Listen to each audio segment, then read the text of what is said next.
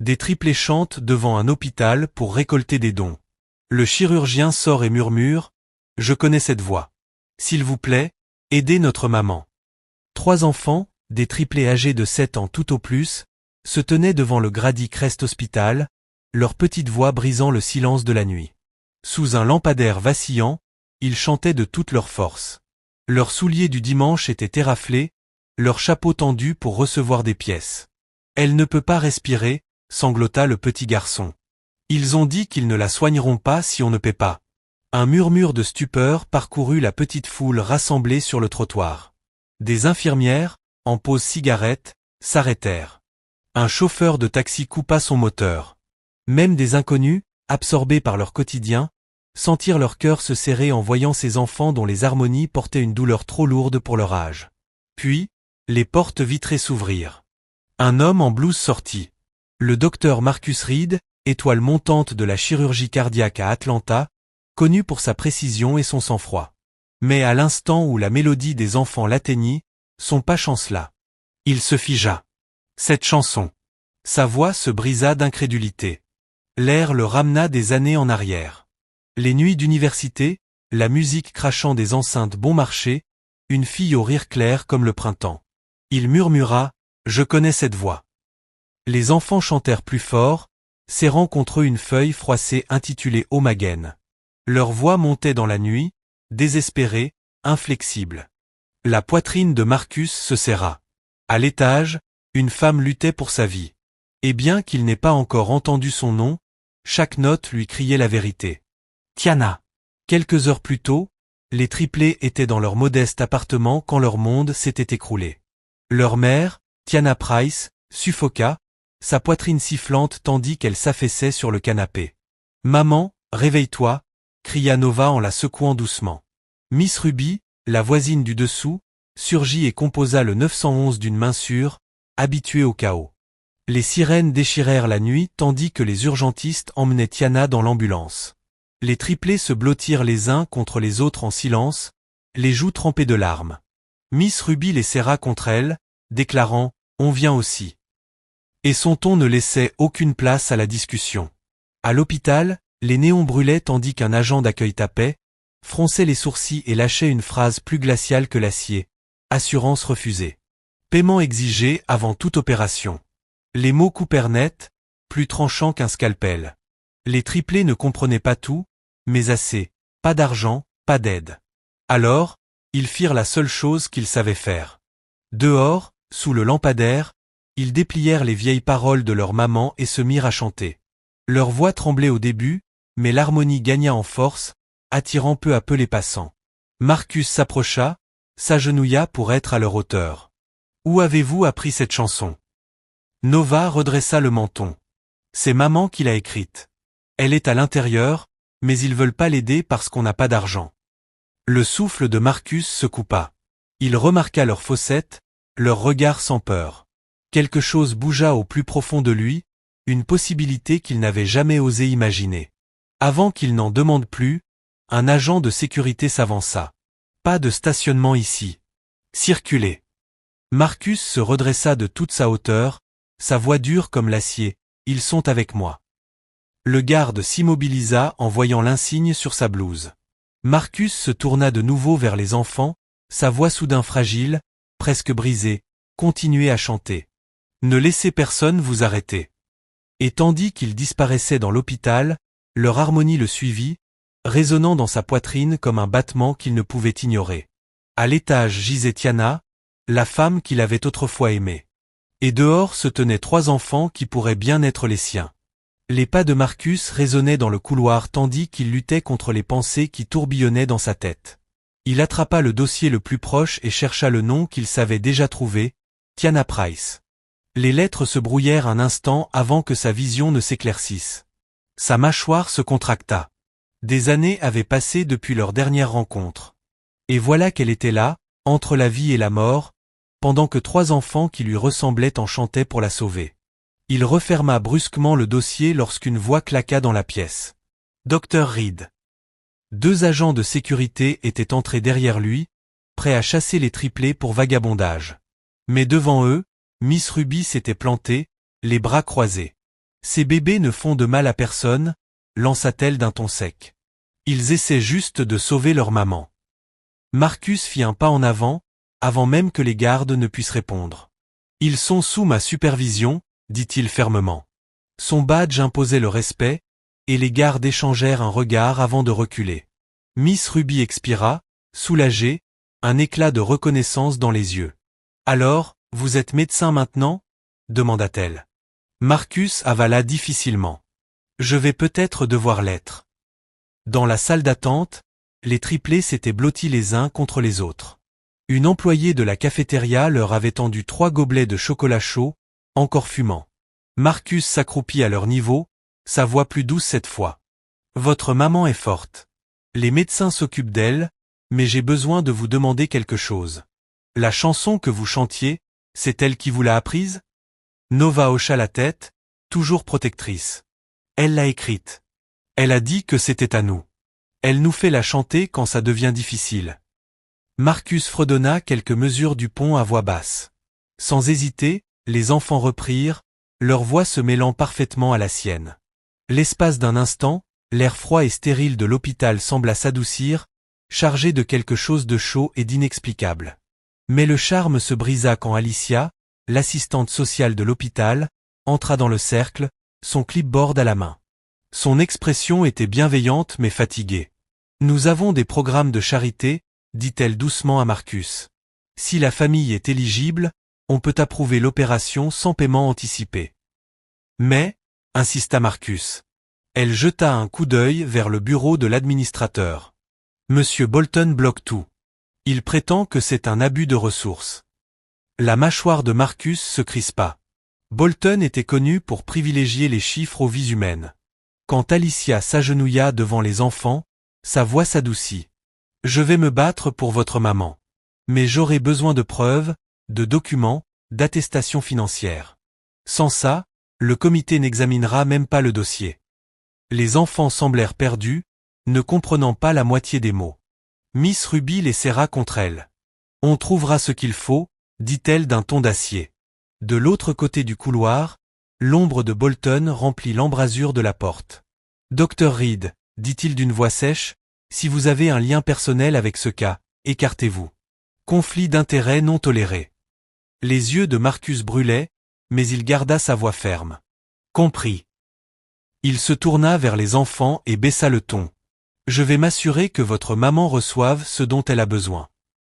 Et tandis qu'il se relevait, son cœur martelait dans sa poitrine. Car si son instinct avait raison, ce n'était pas un simple dossier. Ces enfants n'étaient pas de simples patients. Ils étaient de son sang. Le bip des moniteurs résonnait faiblement derrière la vitre. Tiana gisait pâle et immobile, sa poitrine se soulevant grâce au masque à oxygène. Marcus restait à distance, la main crispée sur le dossier qu'il n'était pas censé consulter.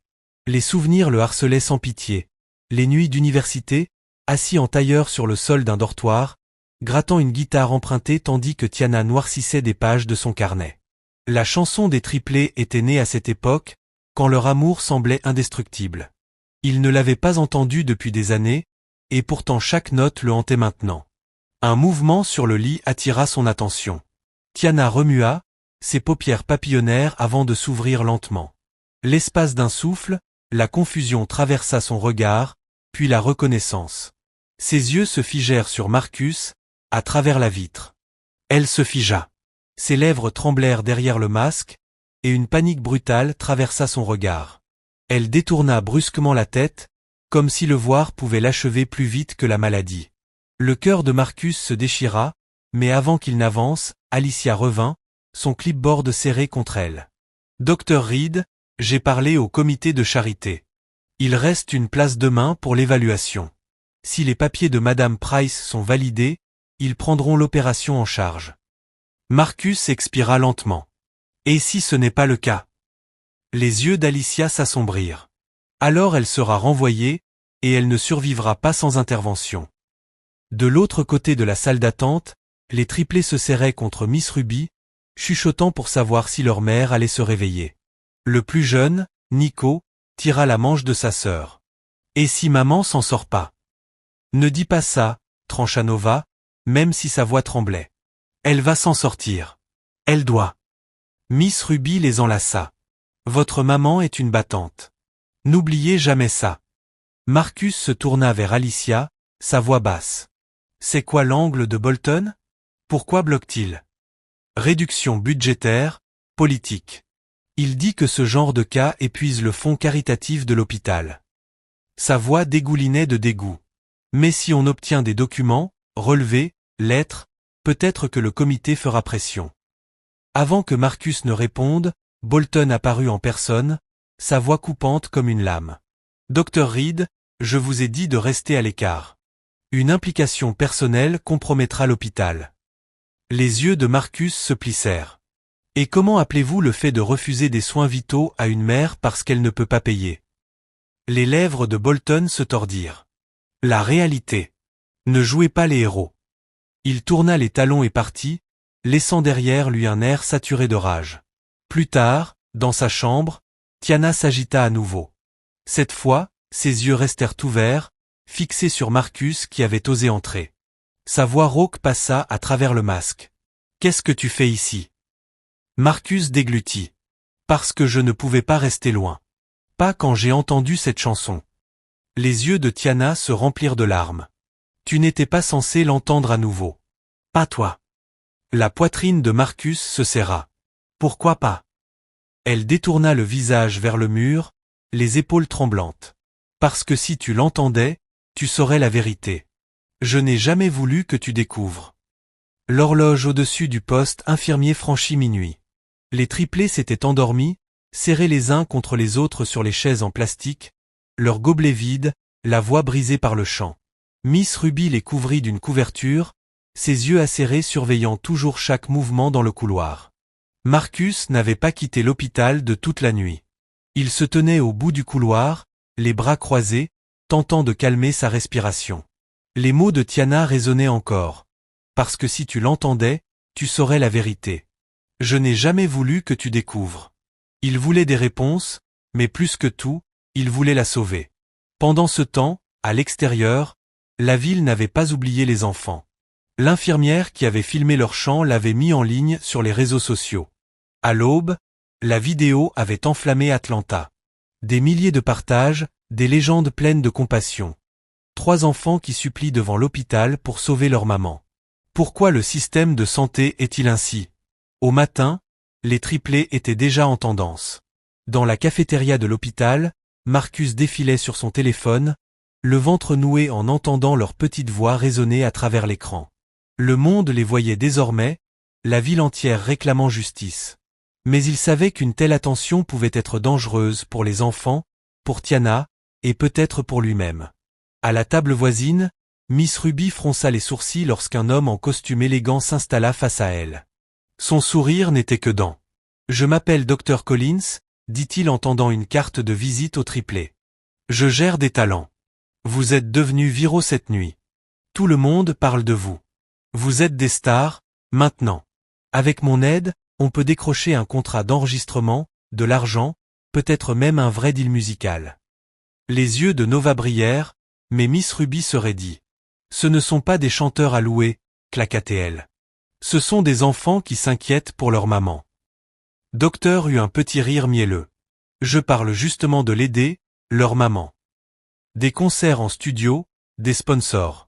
On peut récolter 10 fois plus d'argent qu'avec ce petit chapeau dehors. » Les triplés échangèrent un regard, partagé entre l'espoir et la peur. Depuis le comptoir, Marcus, qui avait tout entendu, s'avança. Sa présence emplit l'espace. Il se pencha, sa voix basse et dangereuse. « Éloignez-vous d'eux. » Le sourire de docteur se figea. « Et vous êtes quoi, leur médecin? Leur manager? Quelle différence? Quelqu'un doit bien payer les factures. » Docteur ricana. « À moins que vous ne prévoyiez de payer l'opération vous-même. » Les yeux de Marcus se durcirent. « Partez. Maintenant. » Pour la première fois, Docteur sembla percevoir l'acier sous le calme de Marcus. Il se leva, boutonna sa veste et remit sa carte dans sa poche. Réfléchissez Y. Je serai dans le coin. Ses chaussures claquèrent sur le sol jusqu'aux portes qu'il franchit. Miss Ruby grommela entre ses dents. Charognard. Plus tard ce matin-là, Alicia déboula dans la salle d'attente, son téléphone vibrant sans arrêt. La vidéo est devenue virale, dit-elle, essoufflée. Des journalistes appellent déjà, ils posent des questions sur les enfants, sur l'hôpital. Des dons affluent déjà. Les triplés se redressèrent. Ça veut dire que l'opération de maman est payée? Demanda Nico avec espoir. Le sourire d'Alicia s'éteignit un peu. Pas exactement. L'argent n'est pas encore dans les mains de l'hôpital. Les fonds en ligne prennent du temps à être validés. Et M. Bolton m'a déjà dit qu'il n'y toucherait pas avant. Marcus laissa échapper un juron à voix basse. Encore la bureaucratie. Bolton tirerait les délais jusqu'à ce qu'il soit trop tard. Mais les voix des enfants avaient dépassé les murs de l'hôpital. La ville écoutait, et Marcus savait que Bolton ne pourrait pas les faire taire éternellement. Ce soir-là, Marcus se retrouva seul devant la chambre de Tiana. À travers la vitre, il la regardait dormir, sa poitrine se soulevant avec peine sous le masque à oxygène. Il se souvenait de la façon dont elle avait détourné le regard, de ses paroles tremblantes de culpabilité. Il posa sa main contre la vitre froide. « Tiana, murmura-t-il, pourquoi tu ne m'as rien dit ?» Derrière lui, des pas résonnèrent. La voix basse mais ferme de Miss Ruby répondit à sa place. « Peut-être parce qu'elle voulait te protéger. » Marcus se retourna, surpris. Le regard de Ruby était toujours aussi perçant. « Tu es parti pour ta grande bourse, docteur. Tu ne sais pas ce qu'elle a traversé après ton départ. Les choix qu'elle a dû faire. » Avant que Marcus ne puisse répondre, une agitation éclata dans le hall. Des voix montaient, le grésillement des radios de sécurité. Les triplés avaient recommencé à chanter, cette fois à l'intérieur de l'entrée de l'hôpital, décidés à se faire entendre.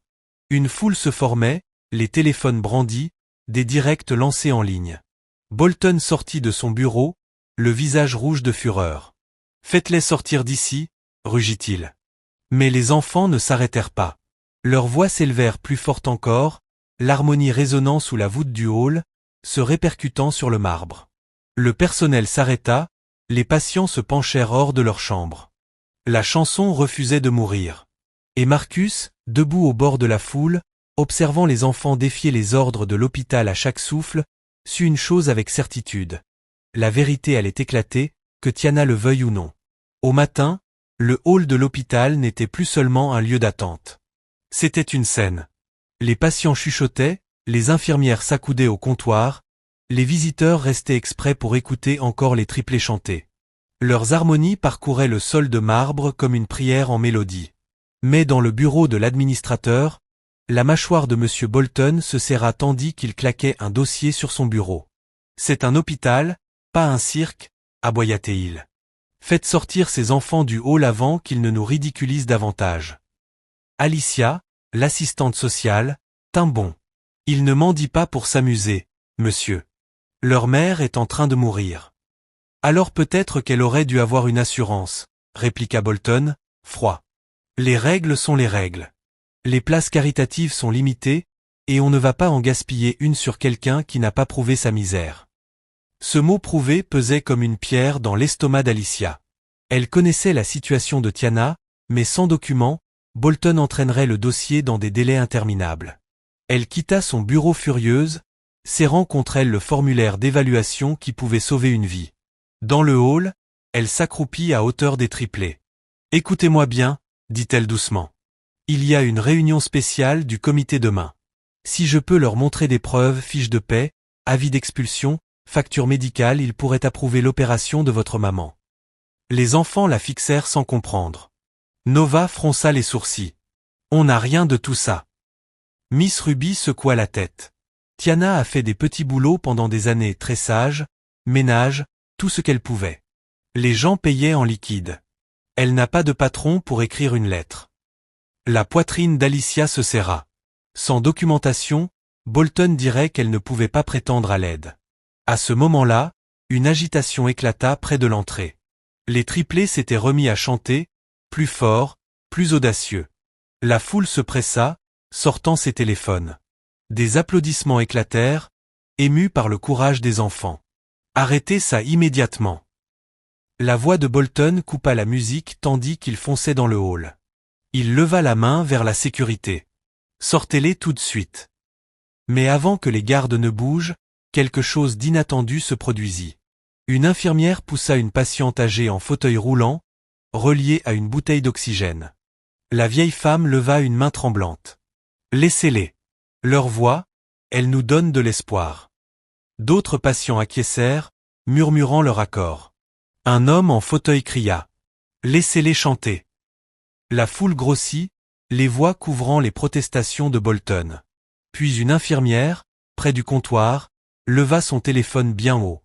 Elle diffusait toute la scène en direct. Des milliers de spectateurs regardaient en temps réel l'administrateur tenter de faire taire 3 enfants qui suppliaient pour la vie de leur mère. Le visage de Bolton s'assombrit. Trop tard, il comprit que chaque mot pouvait le condamner.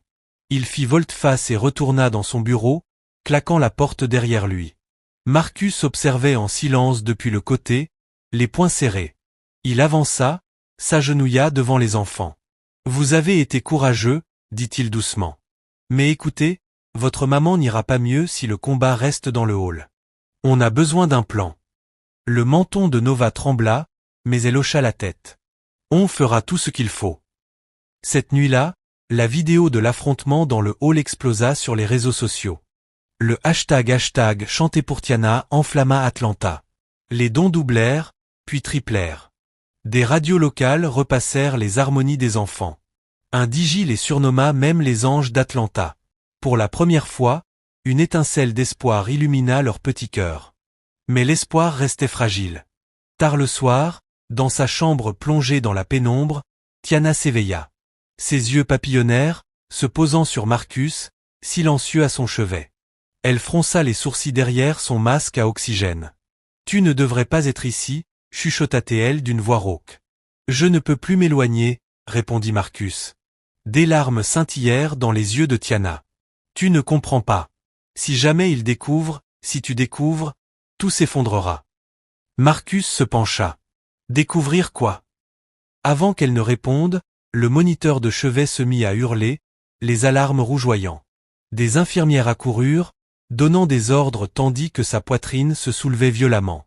Les triplés, réveillés en sursaut, se précipitèrent vers la chambre, leur visage pâle de terreur. Marcus resta figé dans un coin, le cœur battant à tout rompre alors que le personnel luttait pour la stabiliser. Et à cet instant, une vérité le transperça comme une lame. Si Tiana ne survivait pas à cette nuit, le secret qu'elle portait mourait avec elle. Le cri strident du moniteur emplit la chambre d'hôpital comme une sirène. Les infirmières se précipitèrent, leur voix aiguisée par l'urgence. Tension en chute. Amenez le chariot de réanimation. Marcus se plaqua contre le mur, se forçant à ne pas intervenir. Il n'était pas officiellement assigné au dossier de Tiana, et intervenir maintenant pourrait lui coûter sa carrière. Pourtant, chaque fibre de son être hurlait de franchir le cercle du personnel pour se battre lui-même pour elle.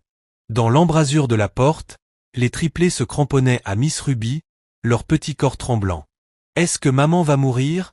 demanda Nia d'une voix brisée. « Ne dis pas ça, » répliqua sèchement Miss Ruby, bien que ses propres mains tremblaient. « Ta maman est bien trop têtue pour vous quitter. Tu m'entends ?» Les minutes s'étirèrent comme des heures. Puis, par miracle, les bips se stabilisèrent. La docteure à la tête de l'équipe, Sana Patel, releva la tête, le front couvert de sueur. Stabilisé. Pour l'instant. Les enfants expirèrent d'un seul souffle, des larmes coulant silencieusement sur leurs joues. Marcus relâcha une inspiration dont il n'avait même pas conscience. Mais au fond de lui, il savait que ce répit serait temporaire. Sans opération, le temps s'échappait à toute vitesse. Plus tard, dans la salle d'attente familiale plongée dans la pénombre, Marcus s'assit face à Miss Ruby, tandis que les enfants s'endormaient contre ses épaules. Le poids des questions non dites pesait sur lui, jusqu'à ce qu'il rompe enfin le silence. « Il me ressemble, » dit-il doucement. Les yeux perçants de Ruby se posèrent sur lui. Il t'en aura fallu du temps pour t'en rendre compte. La gorge de Marcus se serra. « Ce sont les miens. » Ruby inclina la tête, les lèvres pincées. « C'est une question à laquelle seule Tiana devrait répondre. Mais je vais te dire une chose. Elle les a élevés sans père, sans partenaire, sans personne d'autre que moi sur qui s'appuyer. Toi, tu es parti courir après tes grands rêves. Alors si tu comptes revenir maintenant, Tu ferais mieux d'être prêt à porter du poids. Les mots le frappèrent de plein fouet. Marcus avala sa culpabilité, les souvenirs de sa bourse prestigieuse défilant dans sa tête. Oui, il était parti. Mais Tiana avait disparu sans explication, coupant tout contact. Il avait passé des années à se demander pourquoi. Avant qu'il ne réponde, Alicia entra, épuisée mais déterminée. Bonne nouvelle, le comité caritatif a accepté d'examiner le dossier de Tiana demain. Mauvaise nouvelle, ils exigent le témoignage d'un tuteur légal. Ils veulent une preuve de difficulté financière de la part d'une personne responsable des enfants. Marcus fronça les sourcils. Elle a Miss Ruby. Ruby secoua la tête. Je ne suis pas de leur sang. S'ils veulent de la famille, ça doit être lui. Elle fit un signe du menton vers Marcus. Le silence s'abattit sur la pièce. Le cœur de Marcus battait à tout rompre. Admettre un lien avec Tiana ou les enfants confirmerait le conflit d'intérêts dont Bolton l'avait déjà menacé. Cela pourrait détruire sa carrière. Mais s'il restait muet, Tiana risquait de ne pas vivre assez longtemps pour que les triplés comprennent pourquoi leur chanson n'avait jamais suffi. Le lendemain matin, le hall de l'hôpital vibrait de tension. Des journalistes s'étaient rassemblés, les flashs crépitants tandis qu'ils tentaient d'apercevoir les triplés chanteurs. La vidéo des enfants avait fait le tour du pays pendant la nuit. Les présentateurs les qualifiaient de héros, d'anges et de voix de l'injustice sanitaire. Dr Collins se faufila dans la foule, ses lunettes noires cachant son regard, son téléphone collé à la main. Il souriait en parcourant la page des dons. Des milliers de dollars entraient chaque heure. Mais Docteur ne s'intéressait pas à sauver Tiana. Il cherchait comment profiter de la soudaine célébrité des enfants.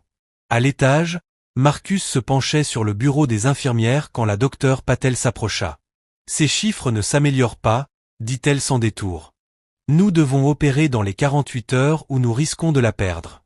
Je programme le bloc, mais sans l'approbation de Bolton, le dossier n'avancera pas. La mâchoire de Marcus se contracta.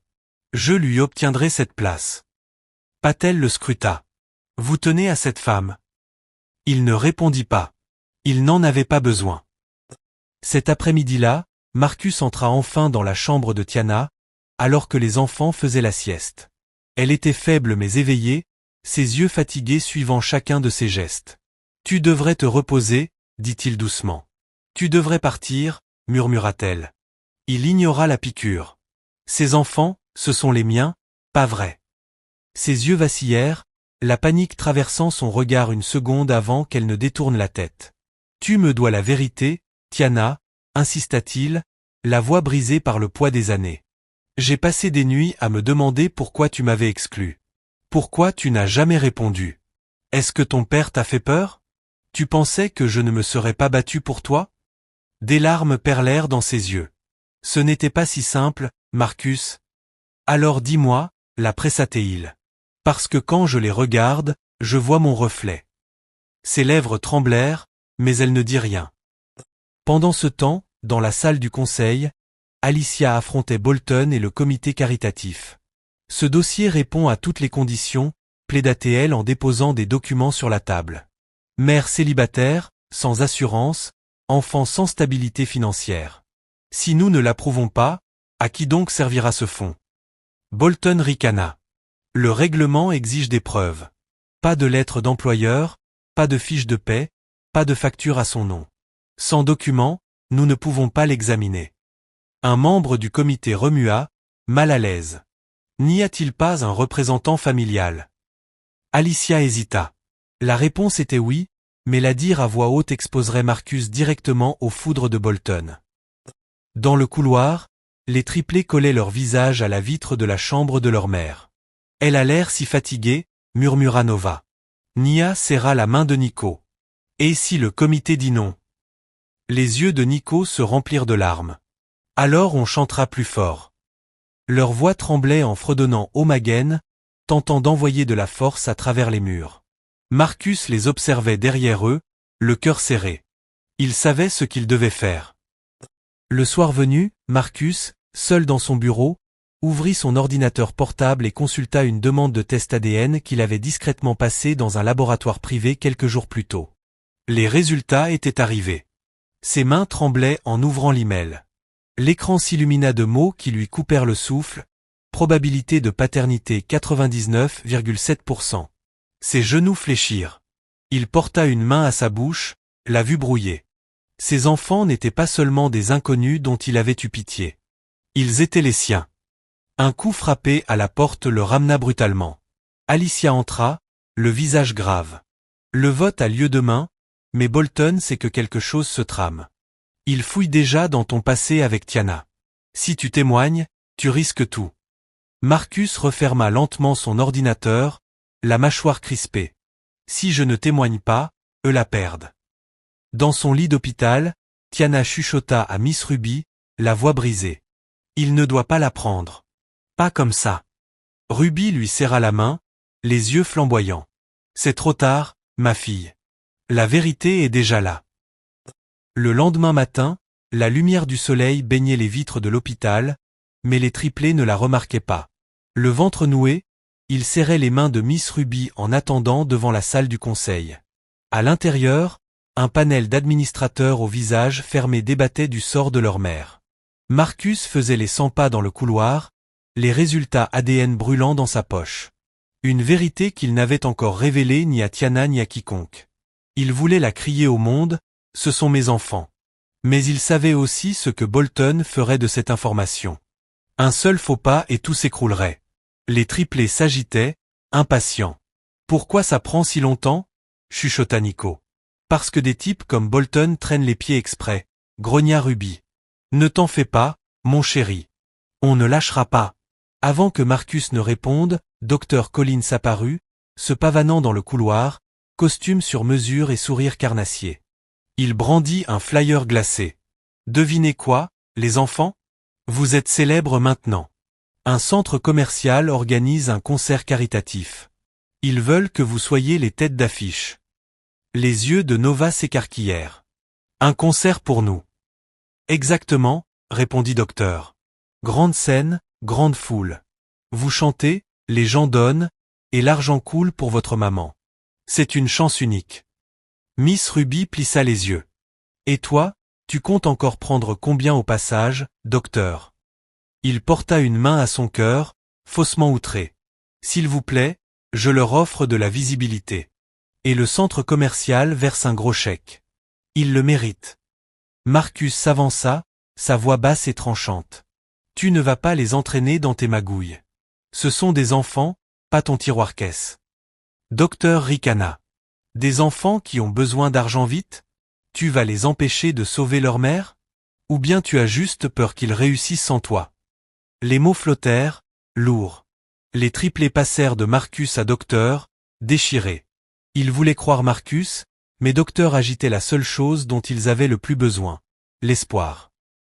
Plus tard dans l'après-midi, la décision tomba. Alicia sortit de la salle du conseil, le visage fermé. Ils ont encore reporté, dit-elle. Ils veulent plus de documents avant d'approuver l'aide caritative. Ruby jura entre ses dents. Des documents? Quelle preuve de plus leur faut-il? La femme est en train de mourir. Les larmes jaillirent des yeux de Nia.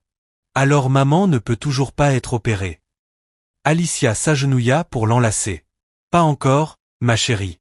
Mais on ne s'arrêtera pas. Les poings de Marcus se crispèrent. Chaque heure perdue était un risque supplémentaire pour la vie de Tiana. Il était chirurgien, formé pour agir, pas pour rester inactif.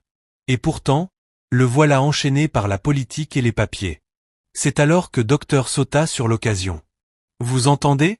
L'hôpital ne lèvera pas le petit doigt. Mais le spectacle de demain? C'est de l'argent garanti. Du vrai cash que vous pouvez utiliser tout de suite. De quoi forcer l'opération. Les yeux des enfants brillèrent d'espoir désespéré. Même Ruby hésita, tiraillée entre ses instincts et la réalité. Le lendemain, le centre commercial grouillait de monde. Une scène improvisée avait été dressée dans l'atrium, éclairage vif et banderole annonçant la collecte caritative.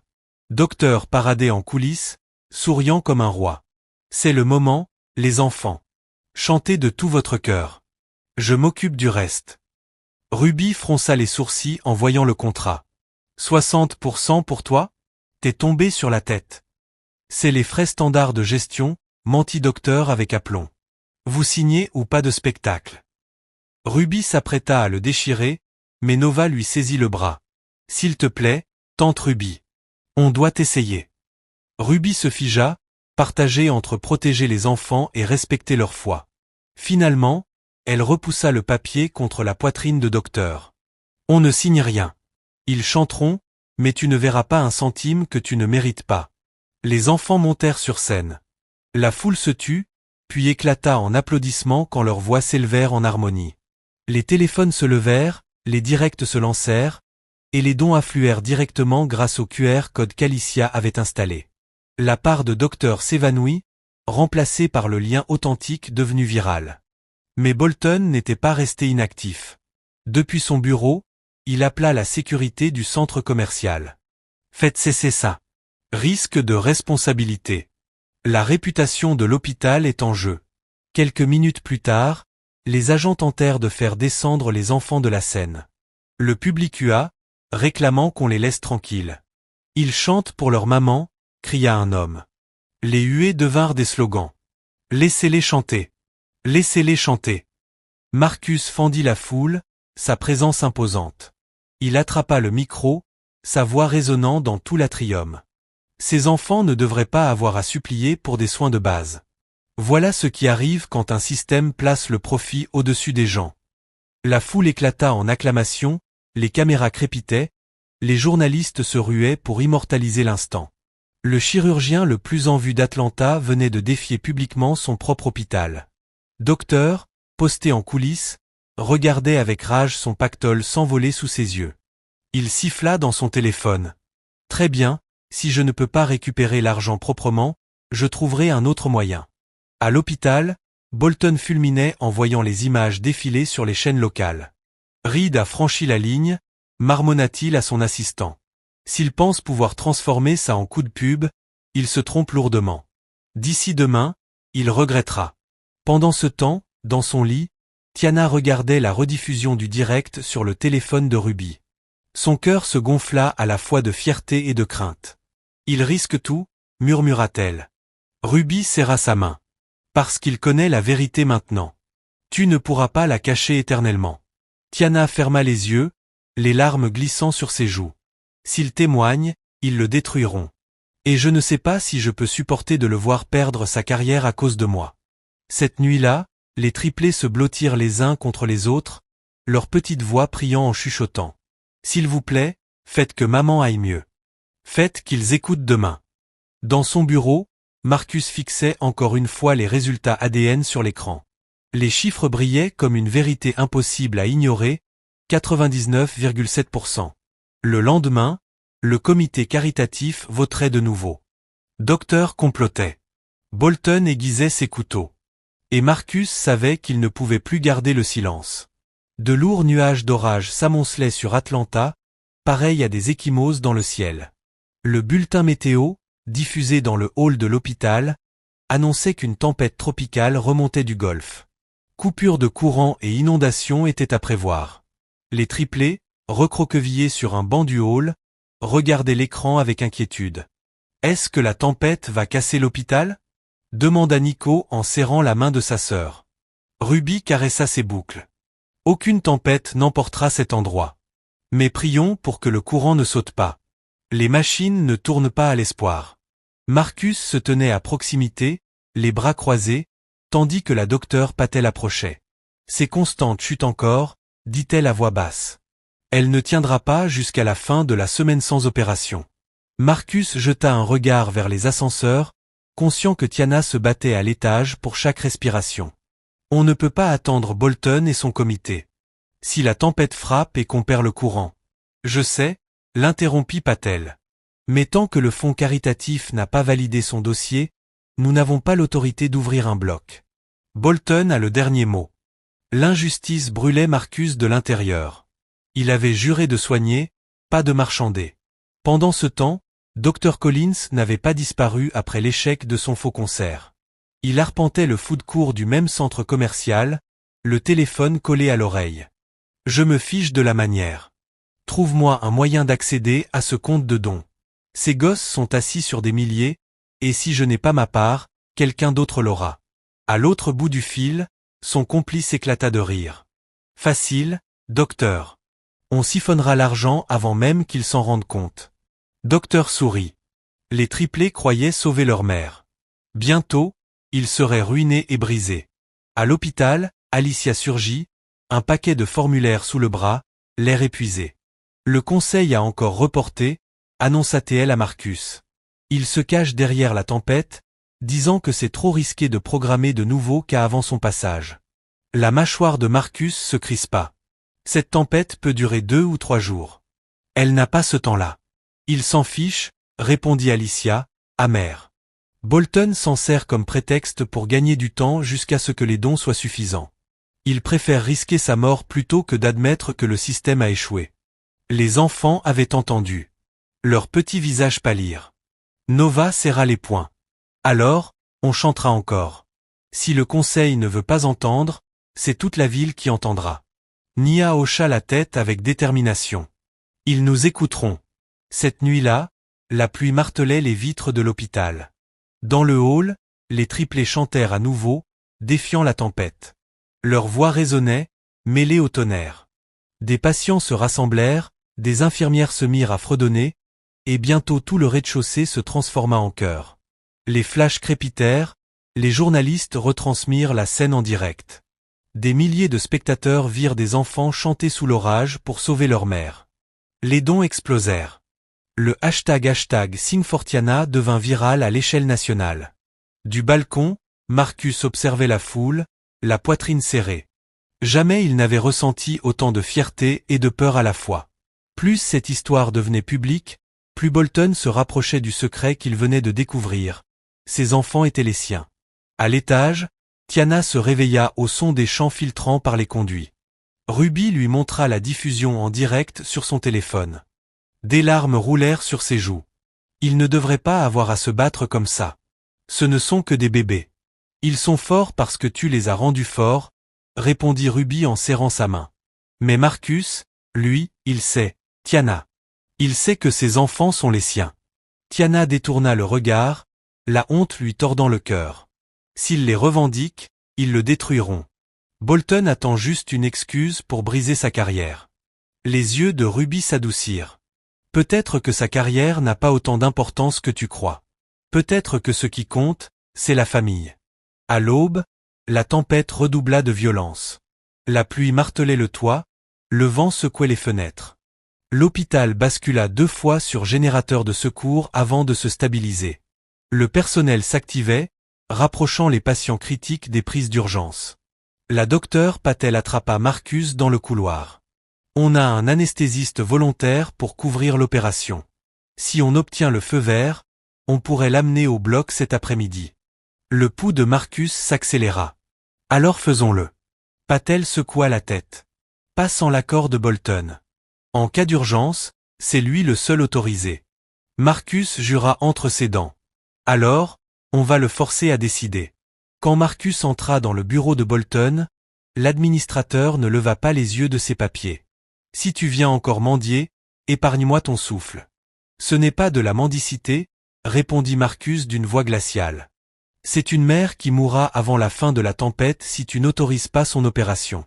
Bolton leva enfin les yeux, un sourire mince aux lèvres. Ironique, non? Elle disparaît pendant des années, puis réapparaît soudain dans ton hôpital avec 3 enfants qui, curieusement, te ressemblent. Marcus se figea, glacé jusqu'au sang. Bolton s'adossa à son siège. J'ai fouillé un peu. Tu as eu une relation avec elle, n'est-ce pas? Si le conseil découvre que ces enfants sont les tiens, tu es fini ici. Conflit d'intérêts. Violation de l'éthique médicale. Dis adieu à ta carrière. La mâchoire de Marcus se crispa. Tu préfères voir une femme mourir plutôt que d'admettre que le système l'a abandonnée? Le sourire de Bolton s'aiguisa.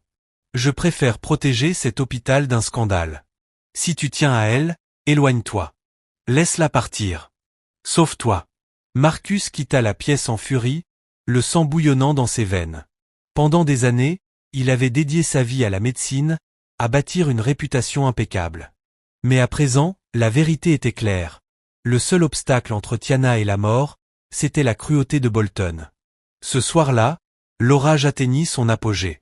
Les éclairs déchiraient le ciel, le tonnerre roulait comme des canons, et l'hôpital plongea dans l'obscurité avant que le générateur de secours ne reprenne faiblement vie.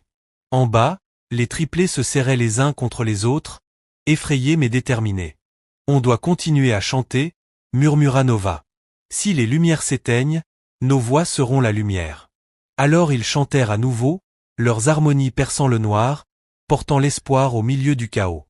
Marcus les regardait, sa décision se forgeant en lui comme de l'acier. Demain, quand le comité de charité se réunirait, il ne se cacherait plus. Il dirait la vérité, peu importe le prix. À l'étage, les moniteurs de Tiana sonnaient de façon irrégulière, son cœur faiblissant d'heure en heure. Et dehors, Dr Collins était assis dans sa voiture, un ordinateur portable allumé sur le tableau de bord. La voix de son complice grésilla dans le haut-parleur. On est dedans. On a détourné le compte des dons. Demain matin, chaque centime sera à nous. Docteur eut un sourire carnassier. Parfait. Laissez la ville pleurer. Le temps qu'ils comprennent, je serai loin. La tempête martela Atlanta toute la nuit, hurlant contre les vitres de l'hôpital. À l'intérieur, la lumière vacilla encore et encore avant de se stabiliser. Les infirmières s'affairaient, tendues. Tout le bâtiment semblait retenir son souffle. Marcus était seul dans son bureau, éclairé seulement par l'écran de son ordinateur.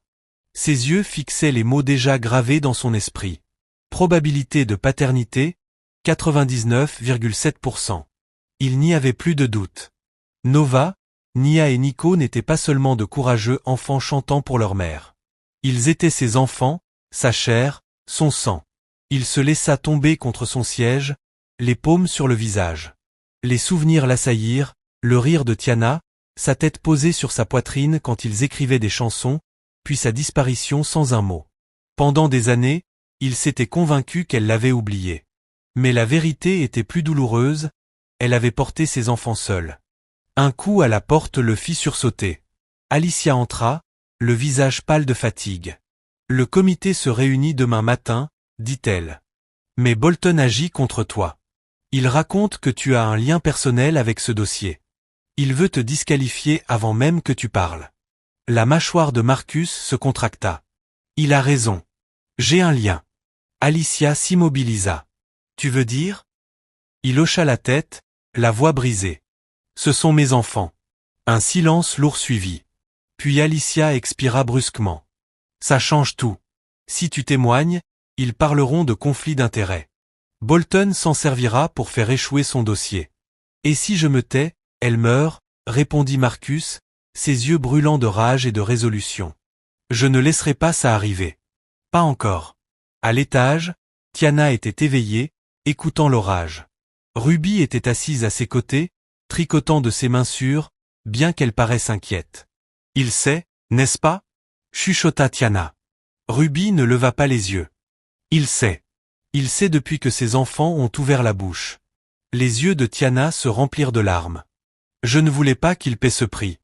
Bolton le détruira s'il avoue. Sa carrière, tout ce qu'il a construit. Ruby posa son tricot et se pencha. Ma chérie, tu ne peux pas passer ta vie à protéger un homme de la vérité. C'est un père. Il a le droit de revendiquer ses enfants, et eux ont le droit de le connaître. Tiana détourna le visage, mais les larmes coulèrent quand même.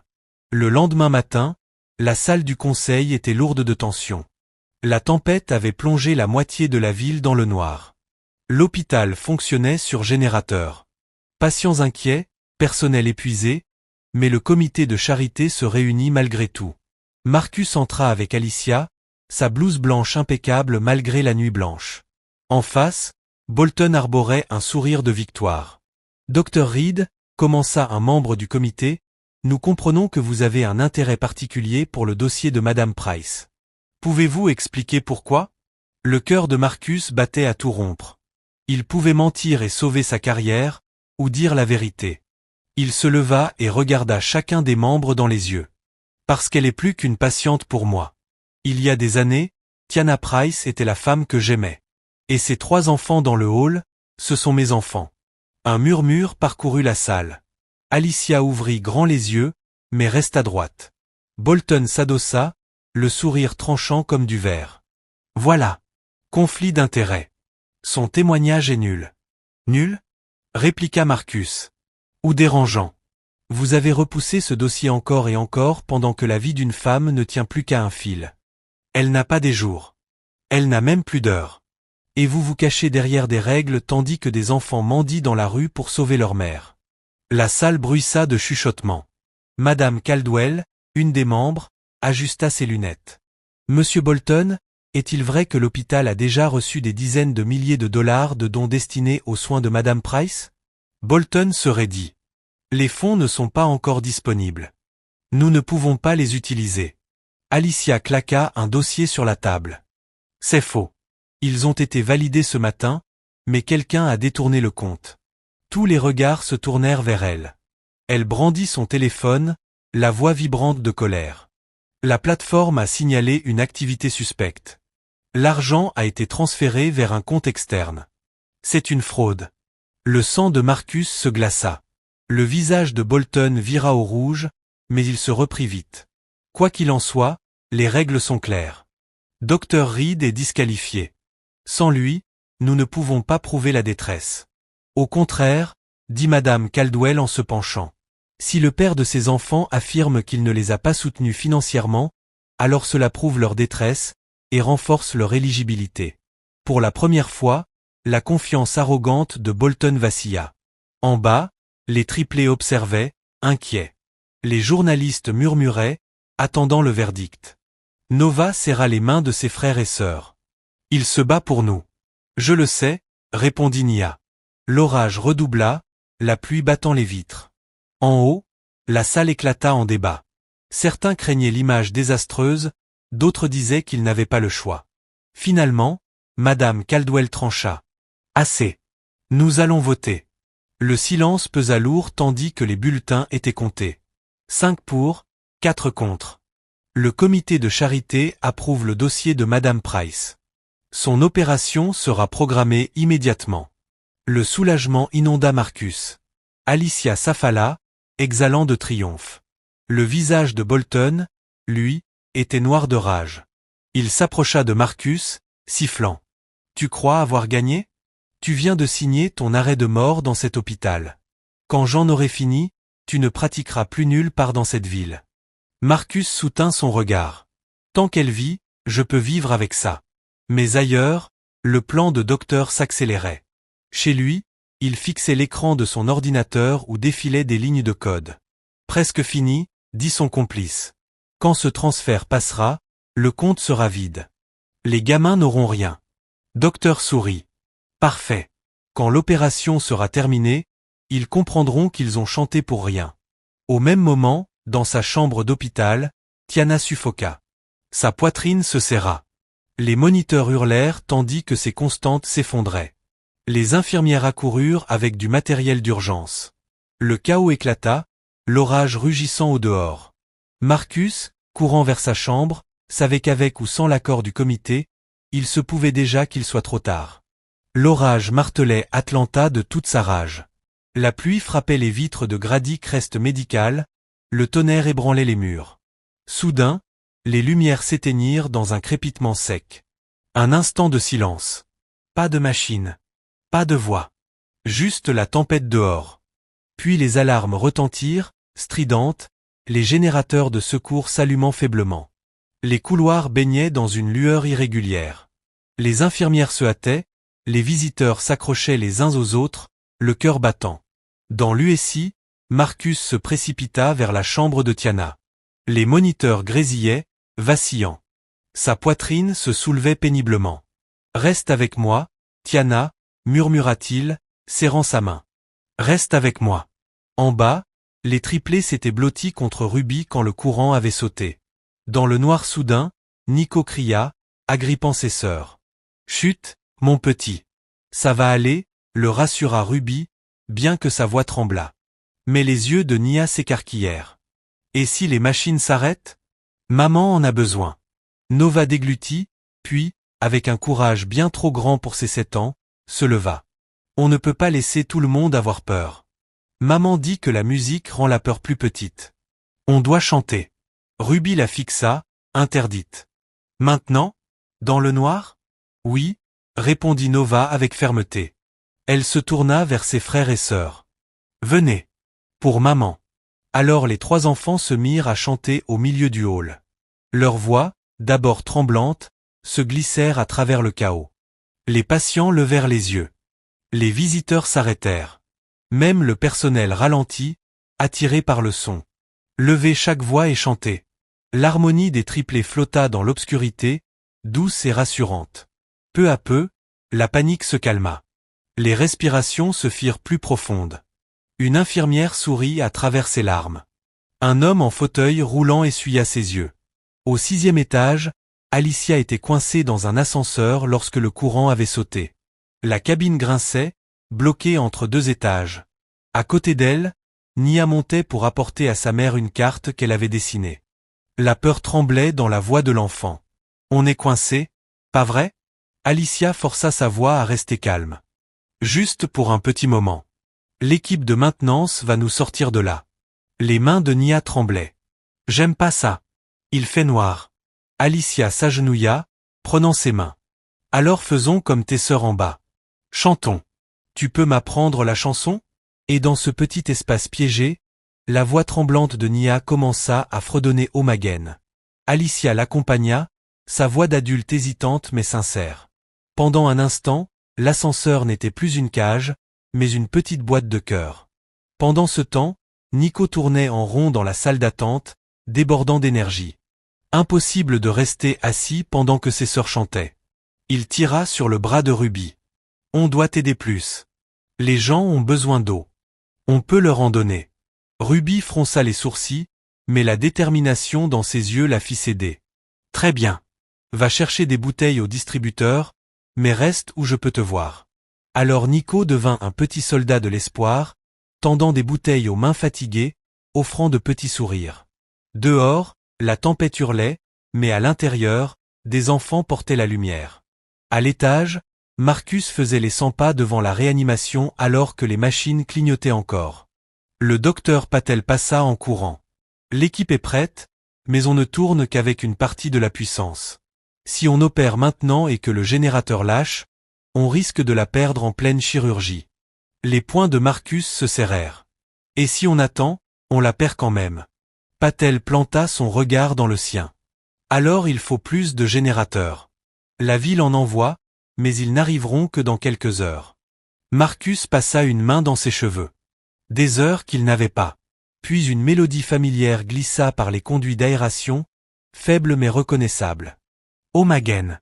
Les triplés chantaient en bas, leur voix défiant la tempête. Marcus ferma les yeux, laissant le son l'ancrer. Il se tourna vers Patel, la détermination flamboyant dans ses yeux. On doit lui faire gagner du temps. Peu importe le prix. Sur le parking, des phares transpercèrent la pluie. Un convoi de vent arriva, des générateurs attachés à des remorques. Des hommes en ciré jaillirent, déchargeant l'équipement. L'un d'eux, un pasteur d'une église locale, cria par-dessus le tonnerre. La voix de ses enfants a soulevé toute la ville. On ne laissera pas les lumières s'éteindre sur leur maman. Depuis la fenêtre du hall, Ruby vit les camions et porta la main à sa poitrine. Seigneur, tu réponds aux prières plus vite que l'éclair. La foule applaudit alors que les machines ronronnaient, insufflant une nouvelle énergie dans les veines de l'hôpital. Mais tout le monde ne se réjouissait pas. À l'étage, Bolton bouillonnait dans son bureau. Il avait espéré que la tempête force un report, tuant l'affaire en silence. Mais au lieu de ça, la voix des enfants avait rallié toute la ville. Il frappa son bureau du poing. Si ça tourne en cirque médiatique, c'est ma tête qui tombera. Reed croit être un héros. On verra s'il le reste quand j'aurai détruit sa carrière. À minuit, le pire de la tempête était passé, mais la ville baignait encore dans l'obscurité. À l'intérieur de l'hôpital, les triplés étaient assis par terre, leur voix rauque mais tenace. Marcus s'approcha enfin d'eux, s'agenouilla pour les regarder dans les yeux, sa voix douce. Vous ne savez pas ce que vous avez fait ce soir. Vous n'avez pas seulement sauvé votre maman, vous avez sauvé tout l'hôpital.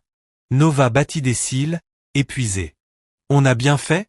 Il sourit, la gorge serrée. Vous avez fait mieux que bien. Vous avez accompli un miracle. Ils esquissèrent un faible sourire, s'appuyèrent les uns sur les autres, et s'endormir enfin. Mais dans l'ombre du parking, Dr Collins était assis dans sa voiture, l'ordinateur portable brillant sur ses genoux. La voix de son complice bourdonna dans le haut-parleur. Transfert terminé. Les dons sont vidés. Demain matin, le compte affichera 0. Docteur ricana. Parfait. Laissez la ville célébrer. Demain, ils comprendront qu'ils ont chanté pour rien. Dans sa chambre d'hôpital, Tiana remua faiblement. Ses paupières battirent, sa voix faible. Marcus. Il se pencha, lui prenant la main. Je suis là. Ses lèvres tremblèrent. Promets-moi, quoi que Bolton fasse, que tu ne laisseras pas les enfants porter ce fardeau seul.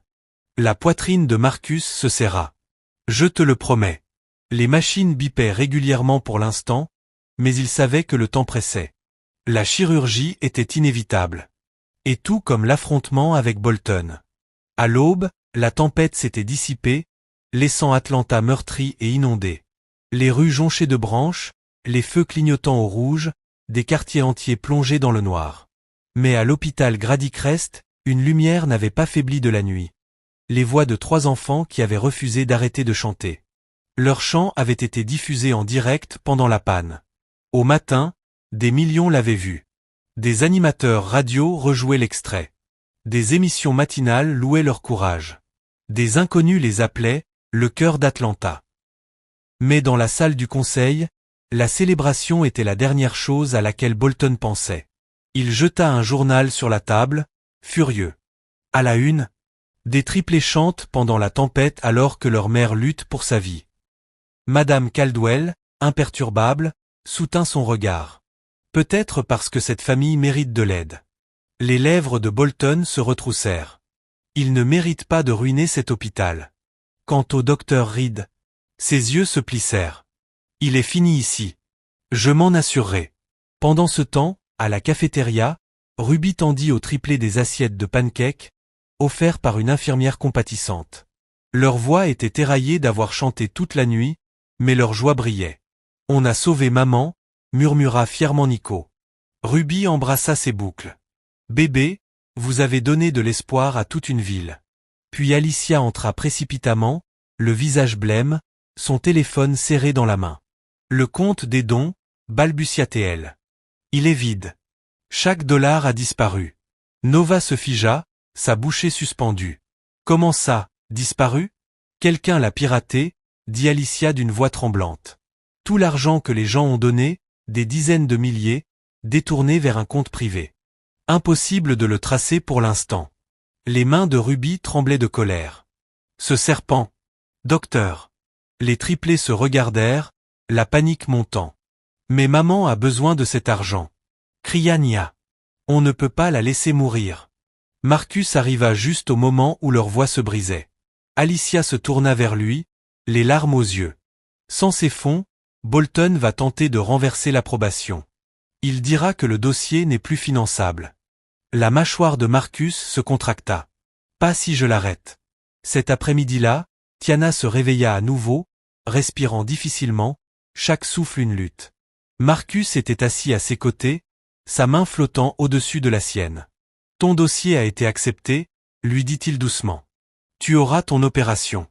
Ses lèvres tremblèrent. Mais à quel prix? Il hésita. Puis d'une voix ferme. Je connais la vérité, Tiana. Les enfants, ce sont les miens. Ses yeux s'écarquillèrent de panique, se remplissant de larmes. Tu n'étais pas censé la prendre ainsi. Pourquoi ne m'as-tu rien dit? La voix de Marcus se brisa. Toutes ces années, j'aurais pu être là. J'aurais pu aider. Tiana détourna le visage, rongé de honte. Je ne voulais pas te ruiner. Tu avais ta spécialisation, ta carrière. Je ne pouvais pas te laisser tout sacrifier pour moi. La gorge de Marcus brûlait. Tu crois que ma carrière compte plus que ma famille? Plus que toi? Son silence fut une réponse douloureuse. Il se pencha, chuchotant d'une voix farouche. Écoute-moi. Tu n'es plus seul. Eux non plus. Quoi qu'il m'en coûte, je paierai. Toi et ces enfants, vous êtes ma famille. Et je ne m'en irai plus jamais. Pour la première fois depuis des années, ses larmes ne venaient pas de la peur, mais d'une fragile étincelle d'espoir. Ce soir-là, le hall débordait de journalistes. Les caméras crépitaient tandis que les triplés répondaient timidement aux questions. « Qu'est-ce qui vous a poussé à continuer de chanter ?» demanda l'un d'eux. Nova leva fièrement le menton. « Parce que maman avait besoin de nous. Et la musique rend la peur plus petite. » Un autre reporter s'accroupit à leur niveau. « Vous connaissez le docteur Marcus Reed ?» Nia s'illumina. « C'est notre ami. » Nico s'écria. « C'est comme notre papa. » Les journalistes s'exclamèrent, griffonnant frénétiquement. Ruby écarquilla les yeux, murmurant. « Seigneur, ces enfants vont encore faire exploser Internet. » À l'autre bout de la ville, Dr Collins claqua son ordinateur d'un geste rageur, jurant en entendant les journaux télévisés parler du vol des dons. « Ils sont sur nos traces », prévint son complice au téléphone. « Je m'en fiche », grogna Docteur. « Tant que j'ai l'argent, ils peuvent chanter jusqu'à s'en briser la voix. Ils n'en verront jamais un centime. » Mais dans ses tripes, il savait que la ville ne lâcherait pas tant que justice ne serait pas rendue. Et Marcus Reed, s'il le soupçonnait, ne s'arrêterait pas avant de l'exposer. Dans la salle du conseil, Bolton brandit un dossier avec triomphe. Nouveau développement. Les fonds ont disparu. Sans eux, ce dossier n'est plus viable financièrement. La voix de Madame Caldwell claqua, glaciale. Vous ne pouvez pas les pénaliser pour avoir été victimes d'une fraude. Regardez-moi faire, ricana Bolton. Et quand Reed essaiera de me défier, je révélerai qu'il est le père de ses enfants. Son conflit d'intérêts détruira sa crédibilité et sa licence. Il esquissa un sourire narquois, convaincu de sa victoire. Cette nuit-là, Marcus se tenait à la fenêtre de la chambre de Tiana, observant les nuages de la tempête s'estomper dans un crépuscule aux teintes violacées. Les enfants dormaient recroquevillés sur des chaises, Ruby veillant avec ses yeux farouches habituels. Il murmura à Tiana. « Demain, ils essaieront de tout nous prendre. Mais je ne les laisserai pas faire. Peu importe ce que Bolton tente, peu importe ce que Dr Manigance, notre famille survivra. » La main de Tiana chercha la sienne. Sa voix était faible, mais ferme. « Alors il va falloir te battre comme jamais auparavant. » Dans le couloir, Alicia s'approchait à grands pas, le visage sombre. « Marcus, tu dois voir ça. » Elle lui tendit sa tablette. Sur l'écran, une alerte d'actualité s'affichait. Un administrateur d'hôpital sous le feu des critiques alors que des rumeurs de paternité se répandent. En dessous, une photo, Marcus agenouillé aux côtés des enfants, leur ressemblance indéniable. La poitrine de Marcus se serra. La vérité était dévoilée. Au matin, le soleil peinait à percer les nuages lourds, laissant l'hôpital plongé dans une grisaille oppressante. Mais à l'intérieur, l'air vibrait d'électricité. Les journalistes envahissaient le hall, leurs caméras braquées sur les portes de la salle du conseil. Le titre avait fait le tour du pays pendant la nuit. Un chirurgien renommé, père secret des triplés chanteurs. Et désormais, tous les regards étaient tournés vers Marcus Reed. À l'intérieur, la tension était suffocante. La longue table était occupée par les administrateurs, les conseillers juridiques et quelques membres du conseil impassible. Tout au bout siégeait Bolton, l'air satisfait, ses papiers soigneusement empilés devant lui comme des armes. En face, Marcus était assis, les épaules droites. Alicia se tenait à ses côtés, le regard flamboyant, tandis que Ruby s'était installée au fond, prête à bondir si quelqu'un s'en prenait à ses bébés. Madame Caldwell ouvrit la séance d'un coup de marteau. Nous sommes ici pour discuter à la fois du statut de l'opération de Madame Tiana Price et des allégations concernant le docteur Marcus Reed. Monsieur Bolton, vous pouvez commencer. Bolton se leva sans perdre de temps, sa voix dégoulinant de confiance. La réputation de cet hôpital a été compromise. Nous sommes entraînés dans un cirque médiatique parce que le docteur Reed a omis de révéler son implication personnelle. La patiente en question n'est pas une simple malade. C'est son ancienne compagne, et ses enfants qui paradent dans le hall sont les siens. C'est un conflit d'intérêts flagrant, une violation de l'éthique médicale. Je recommande que le docteur Reed soit immédiatement écarté de ce dossier, et que nous reconsidérions notre approbation de l'opération de Madame Price. Un murmure parcourut la salle. Les caméras cliquetaient derrière la porte, capturant les ombres de l'échange. Marcus se leva lentement, son regard balayant la salle. Oui, dit-il fermement. C'est vrai. Tiana Price est la femme que j'ai aimée autrefois. Et ses enfants, Nova, Nia et Nico, Ce sont les miens. Des exclamations éclatèrent. Le sourire de Bolton s'élargit comme celui d'un prédateur ayant acculé sa proie. Mais Marcus poursuivit, sa voix tranchant dans le tumulte. Je ne les ai pas abandonnés. Je n'ai pas choisi ma carrière à leur place. J'ai été tenu dans l'ignorance. Tiana est partie sans me dire qu'elle était enceinte. Elle a porté ce fardeau seule, parce qu'elle craignait que je perde tout si je restais à ses côtés. Il se pencha, les yeux brûlants de conviction. Et elle avait raison. Parce qu'en me tenant ici aujourd'hui, je risque de tout perdre. Mais si sauver sa vie et reconnaître mes enfants me coûte ma carrière, qu'il en soit ainsi. Certaines choses valent plus qu'une réputation. Le silence tomba. Les yeux de Madame Caldwell brillaient, mais Bolton bondit sur ses pieds, frappant la table. Discours émouvant, ricana-t-il. Mais il ne s'agit pas de vos sentiments. Il s'agit de la politique de l'hôpital. Vous ne pouvez pas opérer votre propre compagne, encore moins la mère de vos enfants. Si cette opération est menée par vos mains, la crédibilité de l'hôpital sera détruite, et la presse nous crucifiera. La voix de Marcus se durcit. Alors désignez un autre chirurgien. Le docteur Patel est plus que compétent. Peu importe qu'il opère, tant que cela se fait. Bolton esquissa un sourire narquois. Sans les dons, cela n'a aucune importance. L'argent a disparu. Et ce conseil ne peut pas autoriser une opération que nous ne pouvons pas financer. Ruby jaillit de sa chaise, sa voix claquant comme un fouet. Disparu? Cet argent a été volé. Ces enfants se sont écorchés la gorge à chanter, et toute cette ville a donné pour sauver leur mère.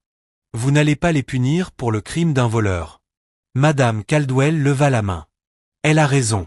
Si les fonds ont été volés, nous devons engager des poursuites. Mais cela n'efface pas l'intention des donateurs. Le soutien public est indéniable. Le visage de Bolton vira au rouge.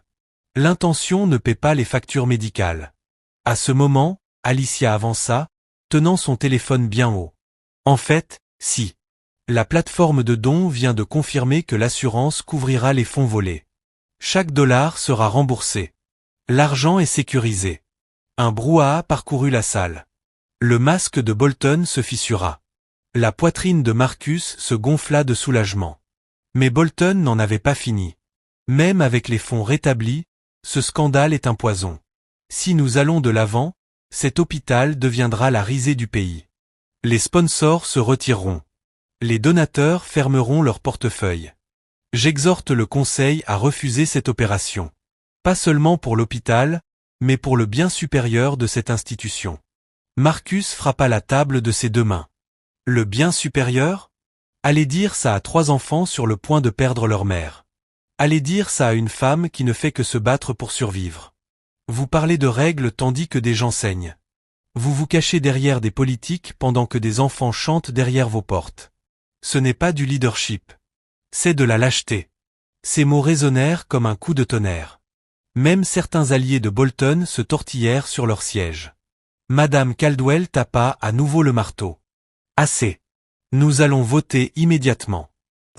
En bas, les triplés étaient assis au bord de leurs chaises, les mains serrées les unes dans les autres. Les journalistes les assaillaient de questions, mais Ruby repoussa les caméras. Reculez. Lança-t-elle. Ces enfants ne sont pas votre manchette. Nova serra ses frères et sœurs. Seigneur, faites qu'ils disent oui. En haut, les membres du conseil griffonnaient leur vote. Chaque frottement de stylo résonnait comme un battement de tambour. Madame Caldwell recueillit les bulletins, les compta, puis leva les yeux. Le conseil approuve l'opération de Madame Price. Elle aura lieu aujourd'hui. Un souffle de soulagement explosa dans la poitrine de Marcus. Alicia expira bruyamment. Ruby essuya ses larmes.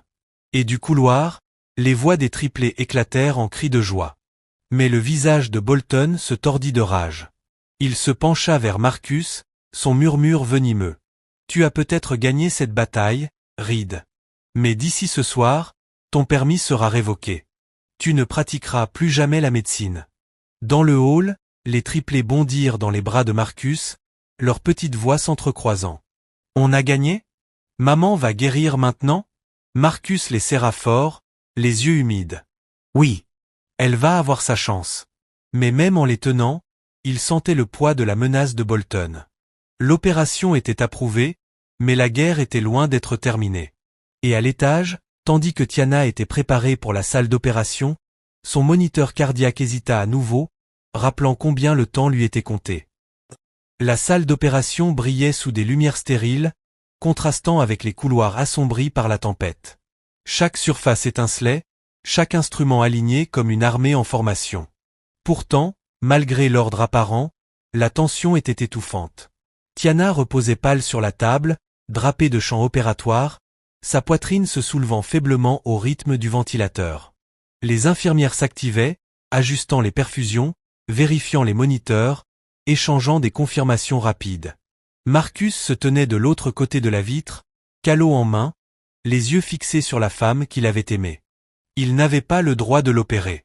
Bolton y avait veillé. Mais le docteur Sana Patel était une chirurgienne en qui il avait une confiance absolue. Elle croisa son regard à travers la vitre, ses yeux sereins semblant dire « Je m'en occupe ». Marcus inclina à peine la tête, même si sa poitrine brûlait d'impuissance. Dans la salle d'attente, les triplés s'agrippaient à Ruby, leur petit corps tremblant. « Est-ce que maman va se réveiller ?» murmura Nova.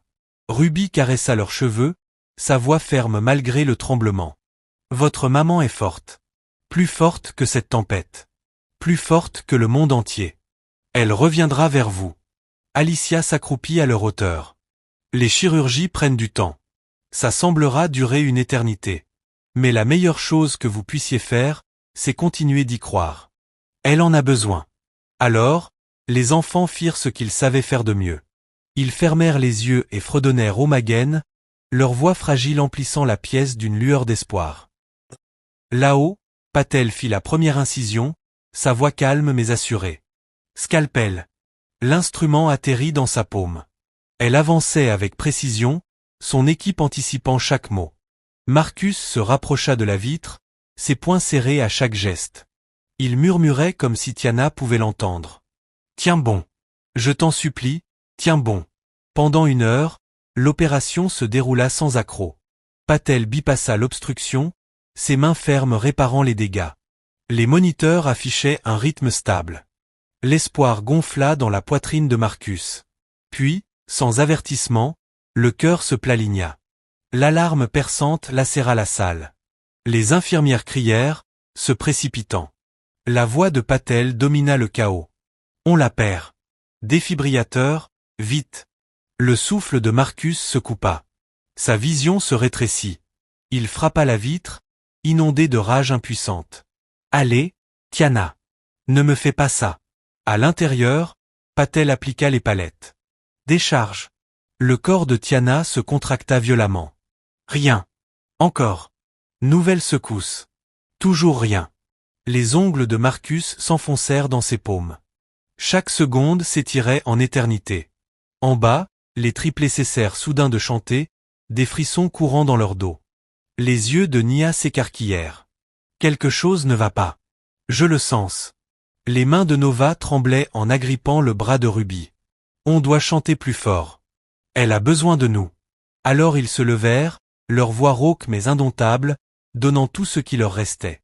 Omagen résonna dans le hall, remonta les escaliers, s'insinua dans les conduits, inondant l'hôpital comme une prière vivante.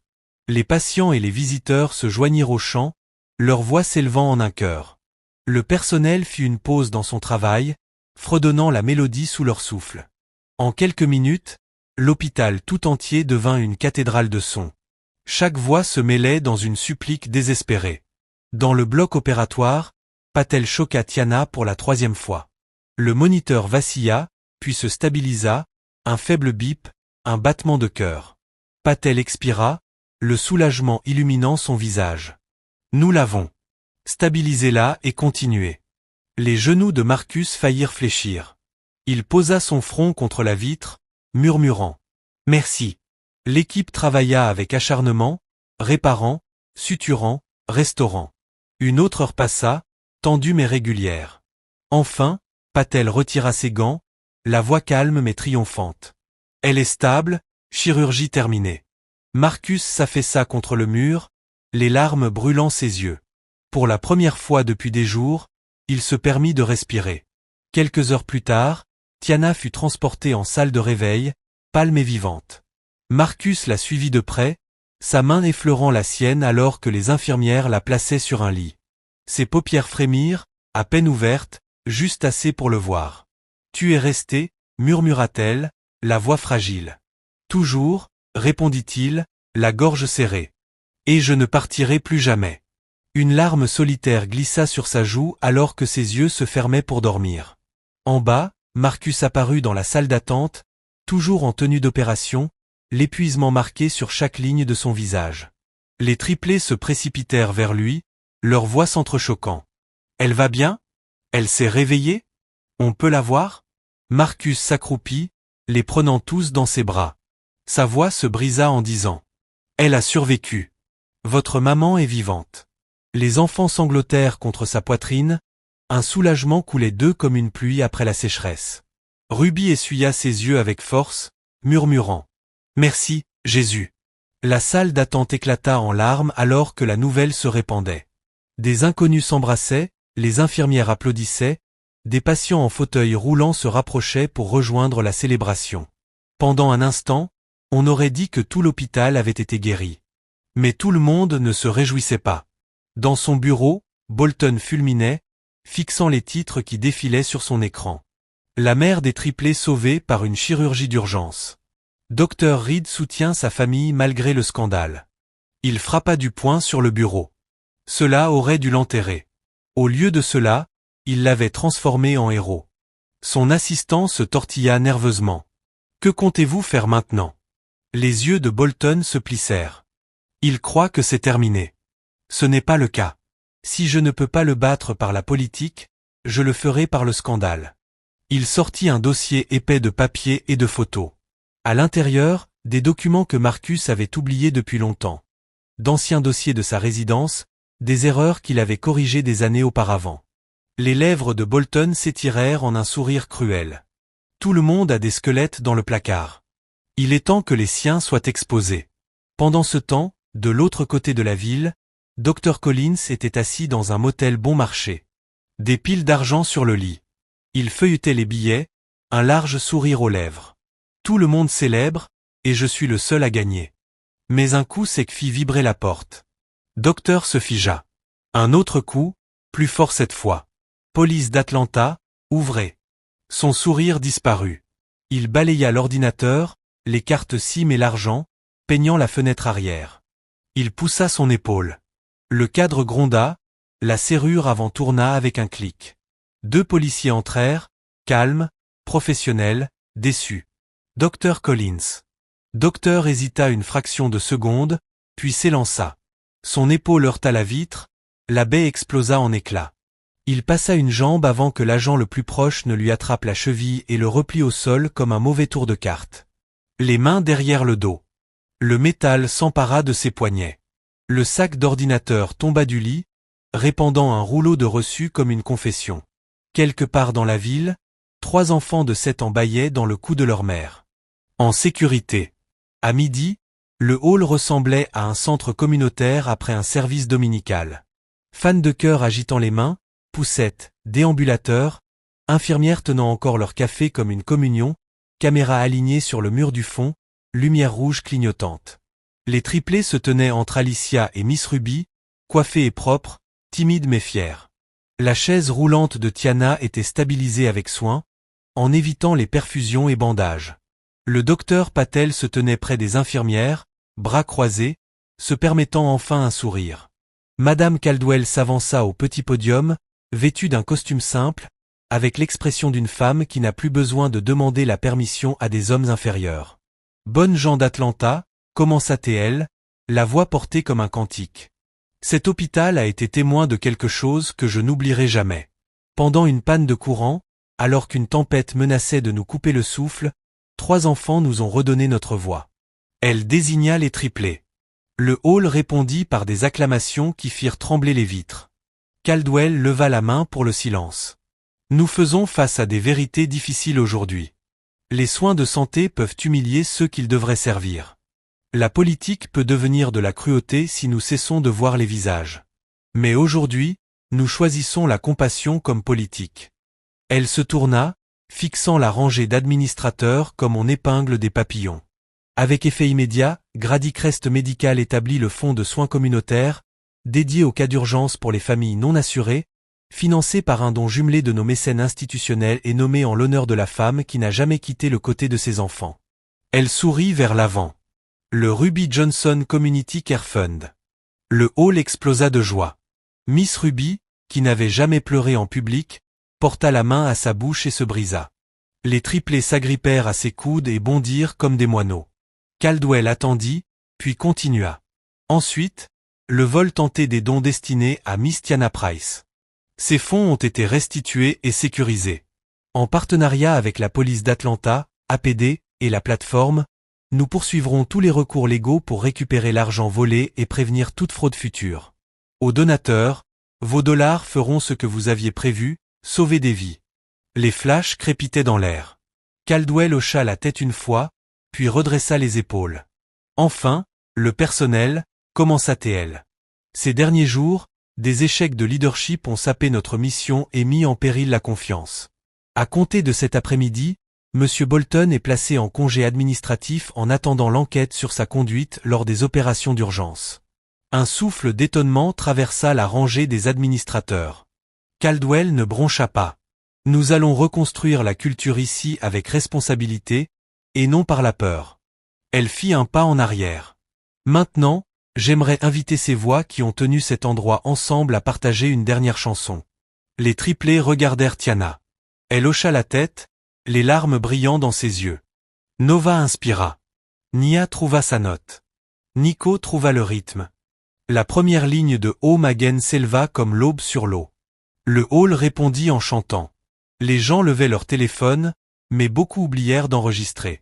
Certains moments se gardent mieux dans son cœur. Marcus regarda les épaules de Tiana trembler. Il tendit la main vers elle. Elle se blottit contre lui comme si elle avait attendu toute sa vie de tomber ainsi. Quand la dernière note trembla jusqu'au silence, le hall explosa de joie. Caldwell reprit le micro avec un sourire final. Dans une semaine, sur ce même trottoir, nous organiserons un concert de remerciements pour les premiers intervenants, le personnel et cette communauté. Nos invités d'honneur ouvriront le spectacle. Elle hocha la tête vers les triplés. Un contrat équitable, une performance rémunérée, chaque chèque cosigné par leur maman. Ruby cria. Amen. Sans la moindre gêne. Les rires roulèrent comme la lumière. Les journalistes se pressèrent, les questions fusèrent. Dr. Reed, êtes-vous le père? Miss Price, comment vous sentez-vous? Alicia leva les deux mains, calme comme un policier de la circulation. Un à la fois, s'il vous plaît. Elle posa des limites claires, pas de questions directes aux enfants, pas de flash dans le visage de Tiana. Cette fois, la presse écouta. Un détective se fraya un chemin à travers la foule et s'arrêta devant Alicia. Madame, mise à jour rapide. Le suspect du vol des dons est en garde à vue. Les fonds sont sécurisés. Merci, détective. Le sourire d'Alicia se brisa puis se recomposa. Elle glissa la nouvelle à Ruby, qui la murmura dans les cheveux de Tiana. Le soulagement était comme de l'air, la première bouffée après être remontée à la surface. Elles ramenèrent Tiana à l'étage avant que la foule ne puisse l'engloutir. Dans le couloir, le calme revint. Eau de javel, chaussures souples, le bourdonnement des machines. Les enfants dansaient autour des poteaux, posant des questions. On peut décorer la chambre de maman? On peut faire une pancarte? On peut apporter un cupcake à Madame Patel? Oui, oui, oui. Dans la chambre, le silence semblait sacré. Le soleil tirait sur la couverture. La bague sur la chaîne scintillait. Marcus aida Tiana à s'installer sur ses oreillers, avec soin et patience. Les enfants collèrent des étoiles en papier sur la fenêtre, de travers, parfaites. Ruby était perchée au lavabo, s'éventant. Si ça, ce n'est pas un témoignage, je ne sais pas ce que c'est. On frappa à la porte, doucement mais officiellement. Un coursier en veste bleu marine se tenait avec un clipboard. Livraison pour le Dr. Reed. Signature requise. Marcus fronça les sourcils, signa, ouvrit l'enveloppe rigide. Le poids légal pesait dans sa main. Il lut. La pièce bascula d'un degré. Marcus, souffla Tiana. Qu'est-ce que c'est?